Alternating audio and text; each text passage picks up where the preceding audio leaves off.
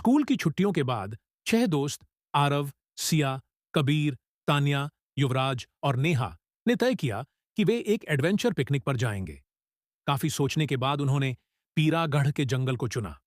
ये जगह दूर दराज थी। लोगों ने इसके बारे में तरह तरह की अफवाहें फैला रखी थीं। कुछ कहते थे वहां आत्माओं का बसेरा है, तो कुछ कहते थे वहां लोग गायब हो जाते हैं। लेकिन बच्चों को रोमांच चाहिए था। यात्रा। शनिवार सुबह वे एक गाड़ी लेकर निकल पड़े। म्यूजिक, मस्ती और पिकनिक का सारा सामान उनके पास था। दोपहर होते होते वे जंगल के किनारे पहुंच गए। वहां एक पुराना टूटा फूटा बोर्ड था जिस पर लिखा था, सावधान, पीरागढ़, जंगल में प्रवेश करना मना है। बच्चों ने इसे एक डरावना मजाक समझा और हंसते हुए अंदर चले गए। जंगल के अंदर।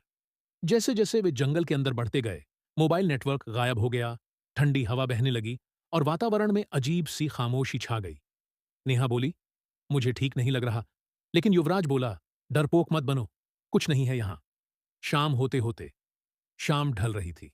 उन्होंने एक साफ जगह पर टेंट लगाया, अलाव जलाया और खाना बनाने लगे। तभी एक कर्कश सी आवाज गूंजी, जैसे कोई औरत जंगल में चीख रही हो। सबका खून जम गया। ये कोई जानवर रहा होगा, आरव ने घबराहट छिपाते हुए कहा। लेकिन फिर तान्या चिल्लाई, नेहा कहां है? नेहा गायब। नेहा कुछ देर पहले पास के झरने पर पानी लेने गई थी और फिर लौटी ही नहीं। वे सब टॉर्च लेकर उसे ढूंढने निकले। झरने के पास सिर्फ नेहा की चप्पलें पड़ी थीं और कुछ गीले, बड़े बड़े पैर के निशान। अब उन्हें डर लगने लगा। डरावनी झलकियां। रास्ते में उन्हें एक पुरानी हवेली जैसी जगह दिखी। खंडहर, बेलों से ढंकी हुई और बाहर एक जंग लगी झूला टंगी थी, जो बिना हवा के भी झूल रही थी।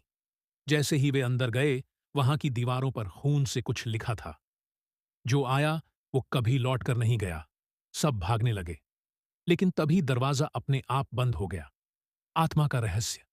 अंदर से उन्हें नेहा की चीखें सुनाई दीं। वे दौड़कर एक तहखाने में गए, जहां नेहा बेहोश पड़ी थी।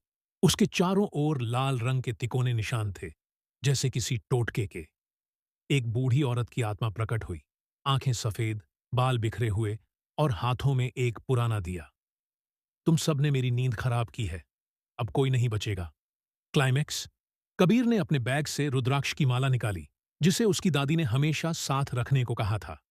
जैसे ही वह माला आत्मा की ओर फेंकी, एक तेज रोशनी फैली। आत्मा चिल्लाई और गायब हो गई। दरवाजे अपने आप खुल गए। वे सब भागते हुए जंगल से बाहर निकले।